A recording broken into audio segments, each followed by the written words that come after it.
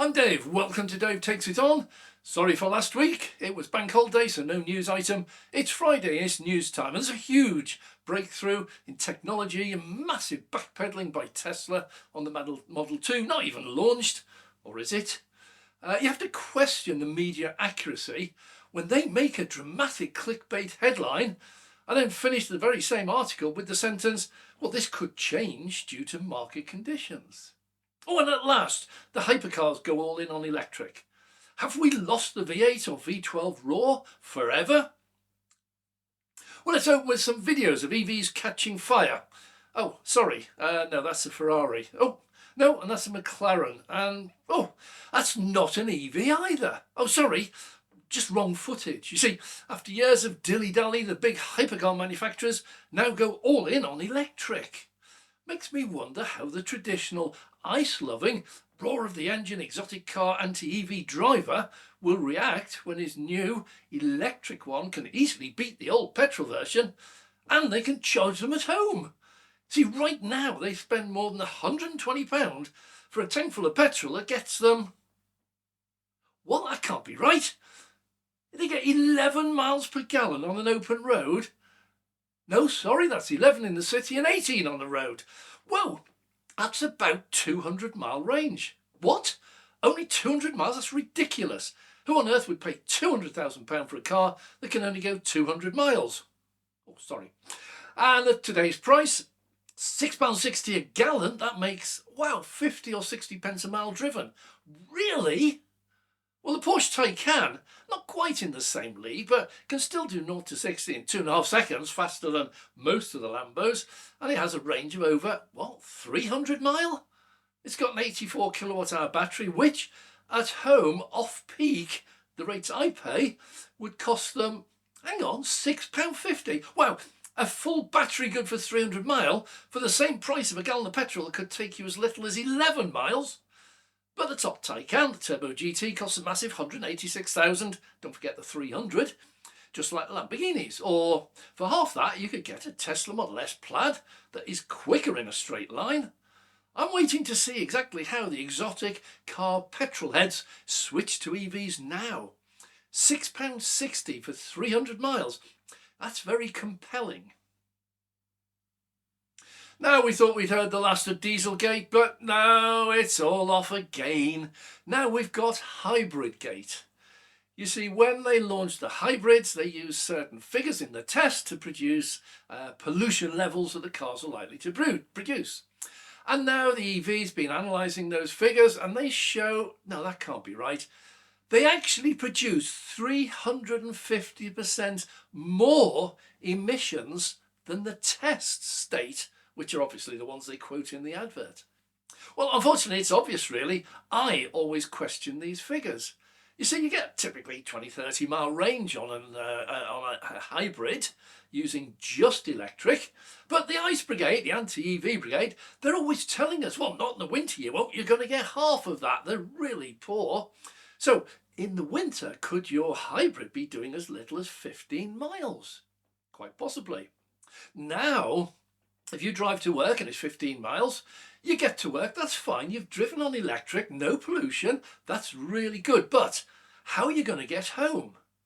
Well, obviously, it's called a petrol hybrid, and that means when you drive home, you're going to be using petrol. Now, the tests anticipated that on the drive home, you'd also be using the electric. But if you used it up all on the way to work, you've got no battery left. And even if your car is one of these self-charging hybrids, on the way home, it's using petrol to charge the battery. Now, I use green electricity. It's a con. You see, most people never charge their batteries. They just drive around with expensive battery and electric motor, no idea how they all work, and they're just putting up with the complications. I get many comments, I've not put in petrol for months. Which is great, but if a 10 to 20 kilowatt hour battery does you absolutely fine, why are you driving around carrying a big block of an engine, a big block of a gearbox and a tank full of fuel and an immensely complicated system to meld the EV with the petrol? Good question. Well, Tesla hit the headlines again. Reuters, never a fan of Tesla, announced Tesla Model 2, the sub 25,000 budget model, has now been scrapped. There's a new platform coming out and the Model 2 was going to be built on that platform. But it turns out that platform also is good for robotaxis. And so Reuters have announced that Tesla has scrapped plans to build the Model 2 at all, and it's only going to build robotaxis. Oh, by the way, also on that platform, you can get minibuses and vans. And that gives a massive cost saving. If you have one platform, you can bolt a saloon body or a robotaxi or a van or a minibus on it. Massive savings with scale and economy. But here's a question. Full self-drive. See, in order for a robotaxi to work, it has to be full self-driving. If it can't full self-drive, it can't be a robotaxi, it's just a taxi. Now, everybody tells me in the comments, even people who like Teslas, have Teslas and want to see robotaxis one day, they all believe it's years away. So, here's a question for you. Tesla's building new factories. We've got Mexico, one coming up in India. They're doing an extension in China, Shanghai. They're also extending Giga Berlin and Giga Texas, specifically to produce this new platform for the Model 2 and robotaxis and vans and minibuses. So, what happens in the end of 2025, 26 when these factories open? And let's say all my comments are right and the full self-driving still isn't working. Does anyone honestly believe that Tesla will just sit back with an empty factory waiting for full self-drive to start? Or are they going to start making robotaxis knowing that they can't actually use them because full self-driving doesn't work? And the answer for that one is absolutely no. Of course they're not going to have an empty factory. If they get to opening the factory and full self-driving isn't working, they can't make robo-taxis, full stop. They will then make, and it comes now down to what Reuters said about can change with market conditions. If in a year or 18 months' time there is massive demand for a Model 2, guess what they're going to build? If there's a massive demand for vans or minibuses or, well, I don't know, mobile homes, guess what they're going to build? You see, they're not going to leave a factory empty, and so they will use it for something. So, if I believe full self-drive is working, I believe they will concentrate on the robotaxis, but they'll also make some of the Model 2s. Makes perfect sense. You see, robotaxi has a cost. You make a robotaxi, you keep it. You can't sell it and get your money back. So that has a cost built into it. You will then get a revenue from it, assuming people rent them, but over time that will pay back the cost. But on day one, you make a car, you can't sell it, so you've got a net loss. So why not make some Model 2s alongside them? They will give you some of your turnover and profit, and they will cover the cost until the robotaxis, if they ever work, start producing an income. Simple. Well, Stellantis seems to be getting in hot water. The new EV they've announced, the Milano, it's a microcar, mini car, I don't know what they call them, but they've announced it's going to be built in Poland. And the reason? It's 10,000 euros cheaper. I find this absolutely staggering. Now, you can see all the fuss about the unions and the wage rises that happened recently in America. You can see why the motor companies were fighting so hard not to pay any more than they had to. A £10,000 difference. If you make it in Italy, you have to pay £10,000 or euros per car extra, which if you go to Poland, they work for a lot less. That's an absolutely staggering difference.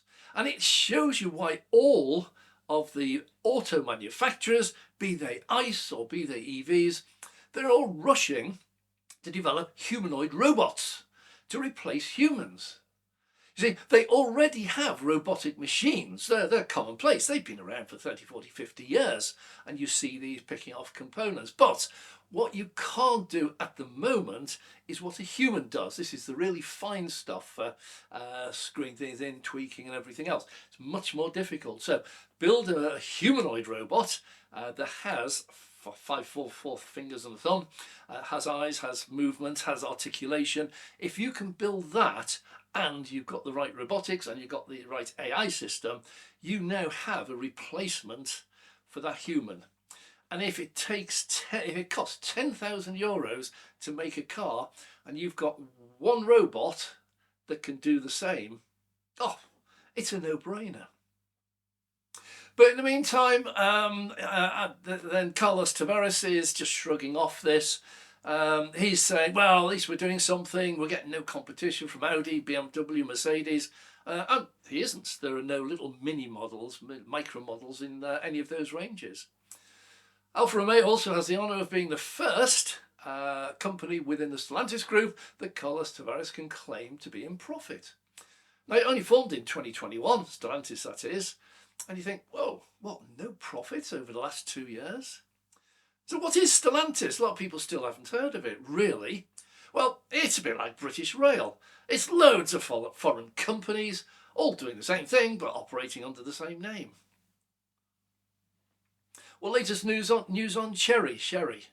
The Fiat deal that we're talking about looks a bit iffy. This was a joint venture between Chery and Fiat, but there's definitely some progress on the new factory opening up in Spain. It's one of the old Nissan plants.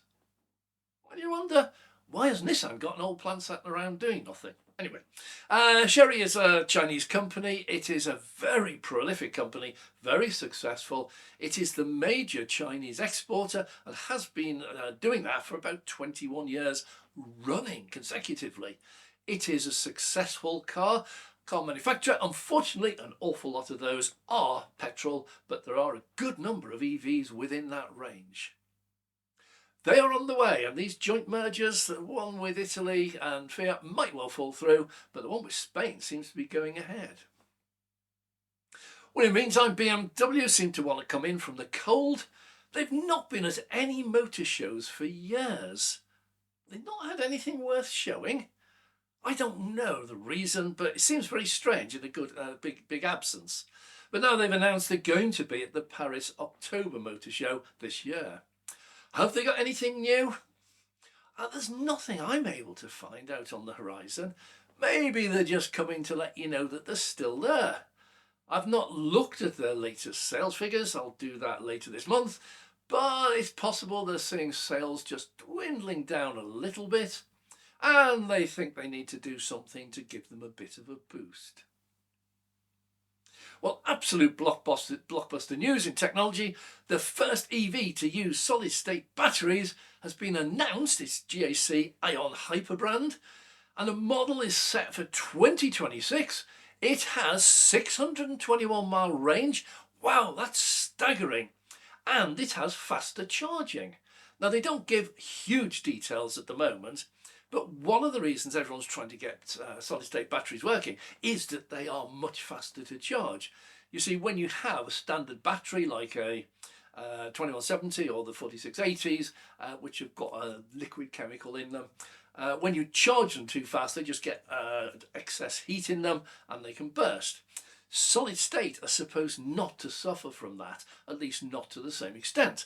So what it means is you can pack in much more power much more quickly.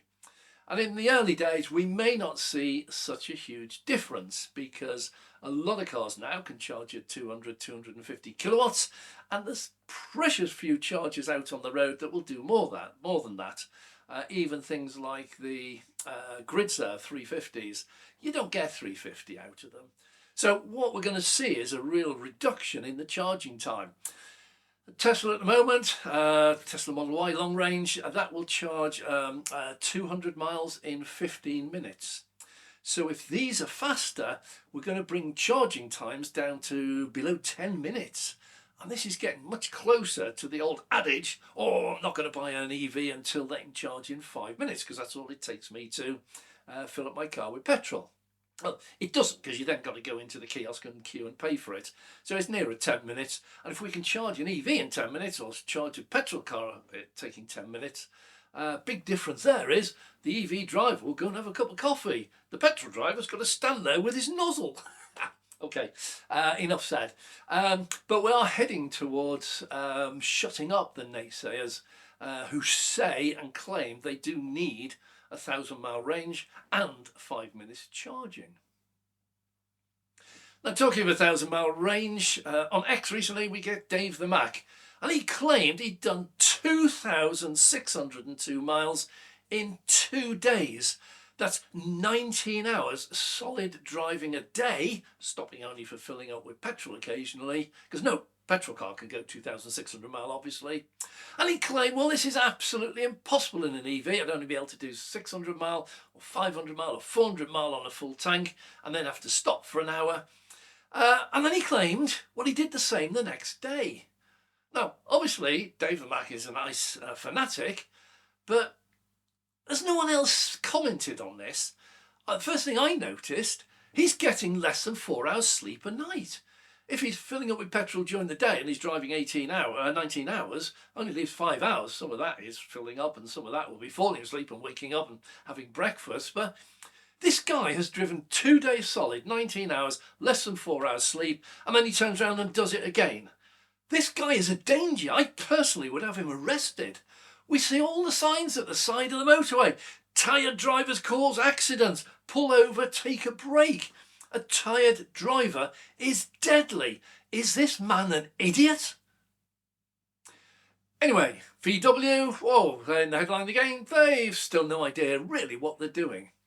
See, they lost the best-selling brand to BYD in 2022, best-selling brand in China, and they're going downhill rapidly. They're sort of floundering about.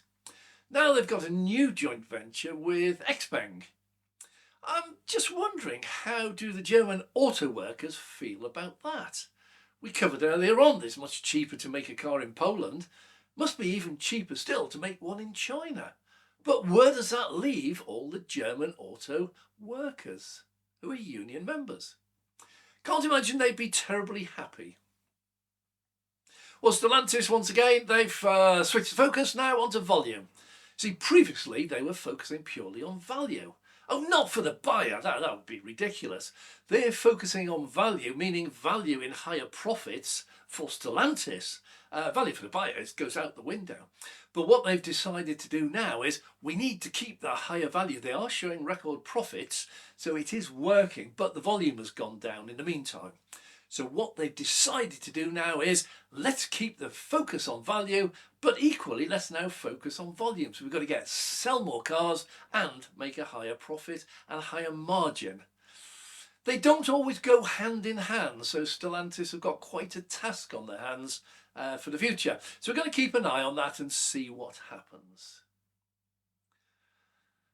We've got great news for those who can't charge at home.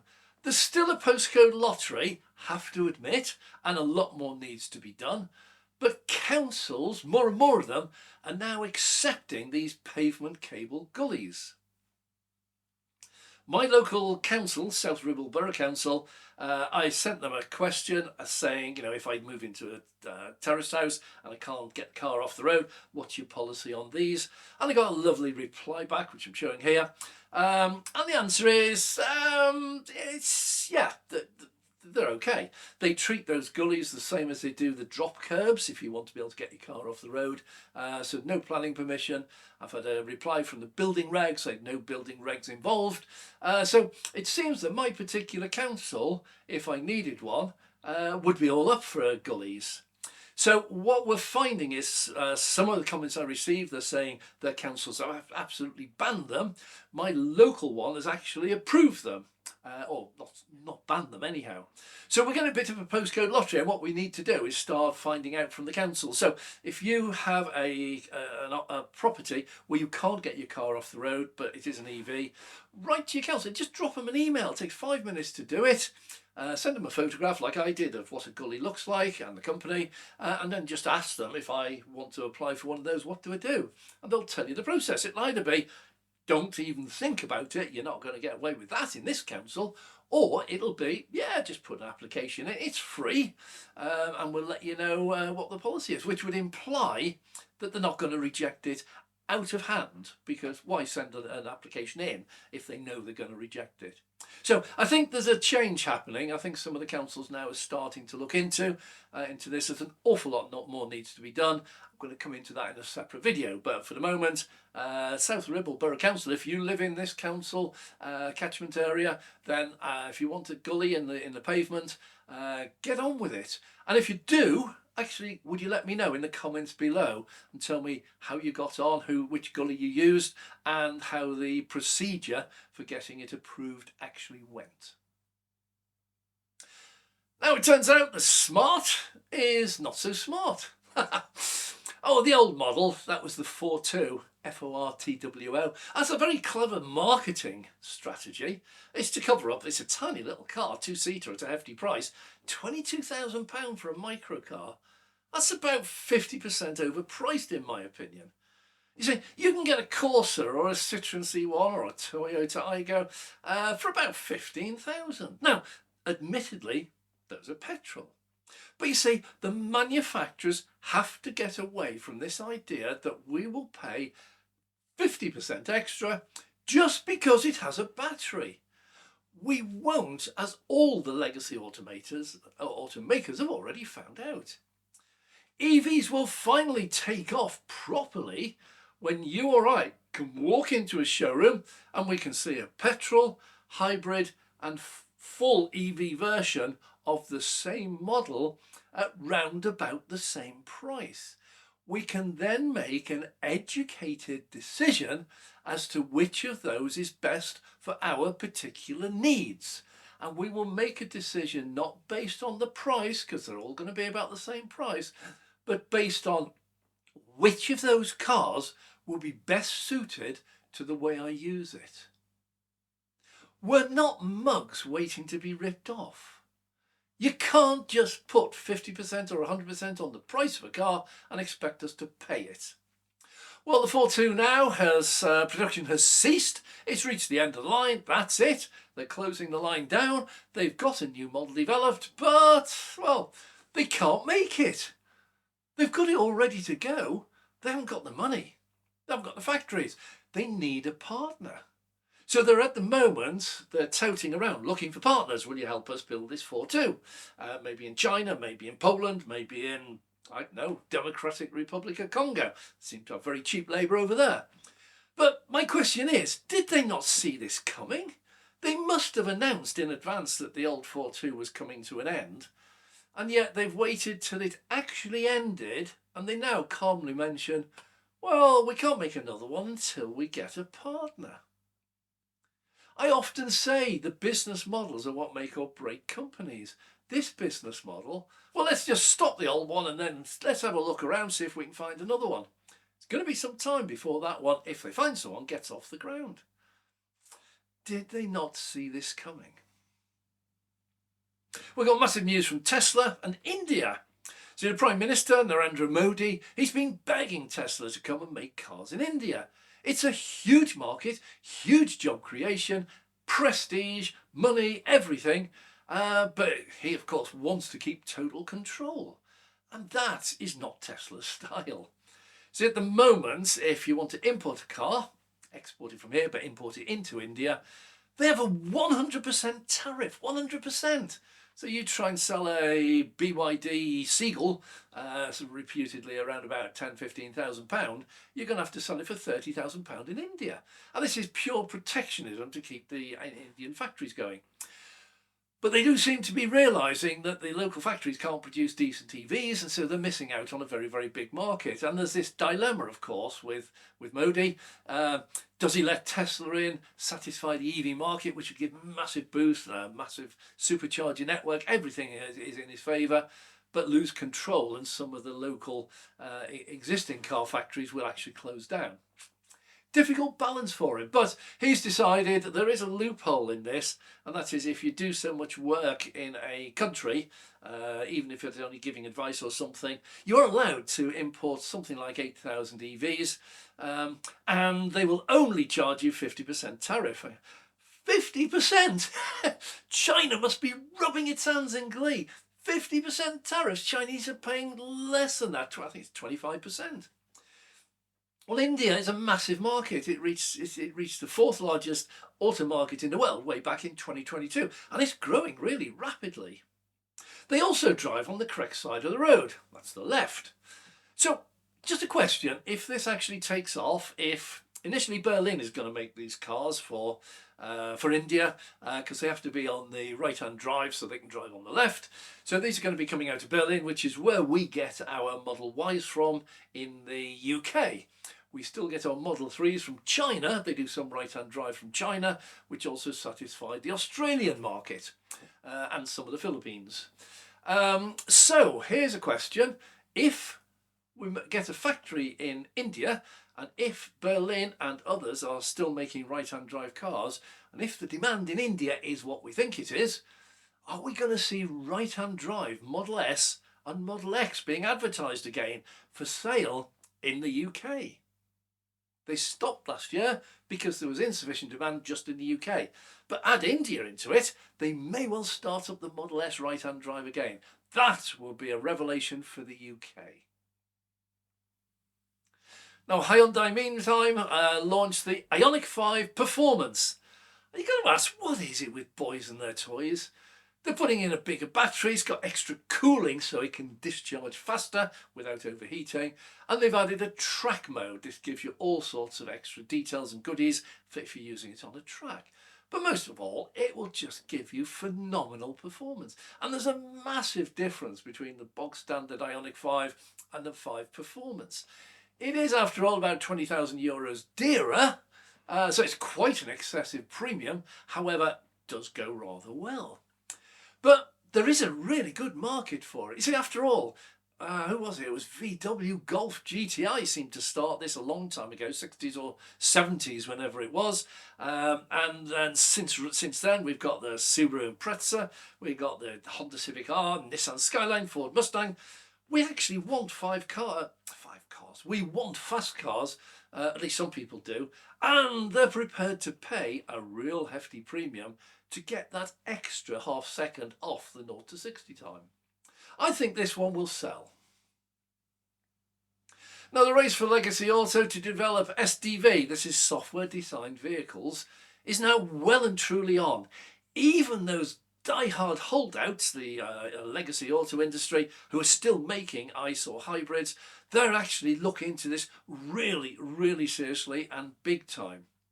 You see, one of the problems with a car, let's take a silly example. You produce a car, a petrol car, and you start selling it, and you get a lot of complaints coming back saying the steering is much too heavy. Now, if you want to correct that to try and protect your brand and protect the sales, you're going to have to do something about it, and you will issue what you call a product recall. It'll either be a dealer recall or a factory recall. Now, there is no way of adjusting the steering if you've just got a pump and a steering wheel, they're connected to each other than what is set in the factory. So if the steering is too heavy, everyone's complaining, sales start dropping, and you want to do something about it, you have to bring the cars back to the dealer. Who's going to pay for that? It's going to be the manufacturer or the dealer. Someone has to pay for it, it's not the customer. And what they will do is they will adjust it in the dealership or in the factory. They will maybe replace some parts to give you that extra light steering. It is a hassle and it's a big cost. Now, take an EV, take Tesla. If the steering on Tesla is too heavy, on your main display, you can adjust it already. You can do comfort, you can do standard, you can do performance. So you can already do something that ICE cars can't do with a fixed pump. But let's say the same situation. Everyone in Tesla says, look, even in the comfort mode, this is way too heavy, and the regulators get in and say, yeah, this is actually dangerous. It could actually cause an accident if you can't turn the wheel quickly and lightly enough. So you need to do something about it. Well, the really nice thing is Tesla and other EVs would just send out an over-the-air update. That's it. They will tell the steering wheel that when you move it that far, the wheels move further or less or whatever it is. You can adjust this. It is exactly the same as if you play computer games and you have a joystick. all joysticks, or if you've got a drone or anything like that, you can set the response of the joystick, fast, slow. We get it with the gimbals. Do you want it in fast mode or really slow and high quality mode? So you can adjust all these settings if it's in the software, and you can get exactly the setting you want. And if you can't get the setting you want, you just get a download. These are called firmware updates. You get them on your phone, you get them on your cameras, everything. These are firmware updates. The manufacturer will just send you something through and it will correct some of the problems. So if they do a firmware update on one of our gimbals, for example, so we want it to move faster, sooner or later you get an update, you'll do a firmware update, it's a little procedure for it. And then after that, you'll have more range that you can set. So the first thing about these software developed vehicles is you don't have to issue factory recalls or dealer recalls. An awful lot of these problems can be sorted out by one person or one department producing a patch for it, an upgrade in the software, and then sending it out over the air to all of the cars you've got on the road. That a handful of people working in one department can fix thousands or tens of thousands or hundreds of thousands of cars. Really good. But they're also beginning to realise there are some additional features. Now, like it or not, they accept that EVs are here at some point in the future. They're trying to push it back, but they know they're on their way. And one of the biggest problems about EVs is they have virtually no servicing. There are no oil changes, no filter changes, no belts, no gearbox changes, no water pumps, no head gaskets. They lose a huge amount of after-sales service. During the warranty period, a lot of that's done free if there's any problems, but you still have to pay for the services. And these can cost £200, £300, £400 per service, and you might need 1 or 2 a year. So they are instantly going to lose all of that if they just switch over to EVs. But what would happen with a software developed vehicle is really interesting. Let's say when you go along to buy your EV, you're on a minimum wage and you can't afford anything other than the basic model, the bog standard model, the cheapest in the range. But over the next year or so, you get a couple of promotions at work and your wages go up. And what you're finding now is you're beginning to wonder, well, should I have bought that model? Because I can now afford the performance model. And you have a problem because the only way you're going to get that performance model is by trading yours in. That'll lose you a whole pile of money, and then buying the new one, that'll cost you a whole pile of money. However, software developed vehicles can often have features that are locked away. Now, one of the examples of this is the battery pack. Now, if you in a factory can make one single battery that goes in every single car, that's a huge cost saving, efficiency saving in the production, in the cost of production. So there's a real advantage to putting in a bigger battery. There's a huge disadvantage to putting in a bigger battery because if the base model has the same battery as the deluxe model, you're getting a free battery in effect. So what they do, and all manufacturers do this, they lock away certain features or performance or factors so that you can't actually use them. Now, some people regard this as a con. No, it's not. And it's also not EV exclusive. A while back on holiday, I hired a Vauxhall Mocha. This was a petrol version. And the one I hired, it had a display, quite a basic display. And when I was choosing the model, what I found was that the basic model, cheapest one, and yeah, I'm on holiday, I'm not going to use it massively, so I don't want a fancy car. So I get a cheaper model. And I found that on that cheaper model, the display didn't include sat-nav. But when I checked the other one, and I asked for this, I went to see the other one to see what the difference was, and the difference was that one of the deluxe model had the same display, exactly the same model and everything, but it had sat-nav, and it also had Android or Apple Play. So what they're doing is they're forcing you to upgrade to the next model. So all manufacturers do this. All manufacturers will try to put as many common components in a car, and if someone's getting an unfair advantage, the cheaper ones, they just restrict what it can do. It's really easy in software.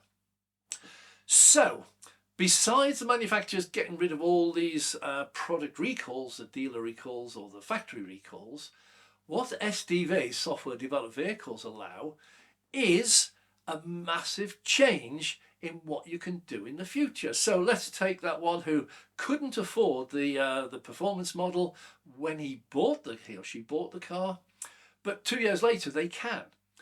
Wouldn't it be great if you could go back to the manufacturer and say, look, I can now afford better. Can you unlock the performance that I didn't get when I bought the base model?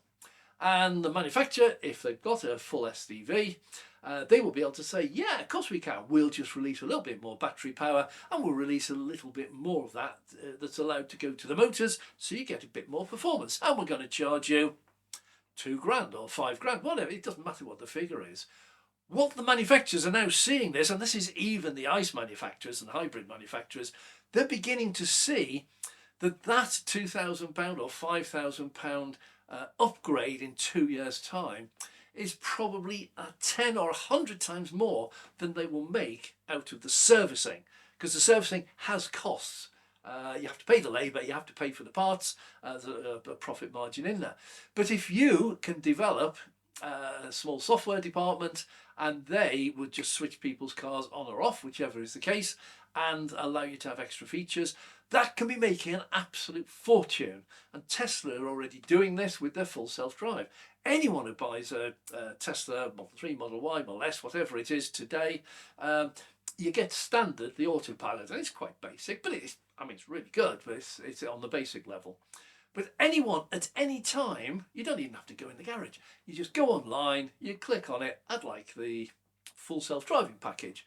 Yeah, send us £6,000 and it's yours. And press the button, they'll take you £6,000, and an hour later, your software will be upgraded, it'll be unlocked, and you've now got full self-drive.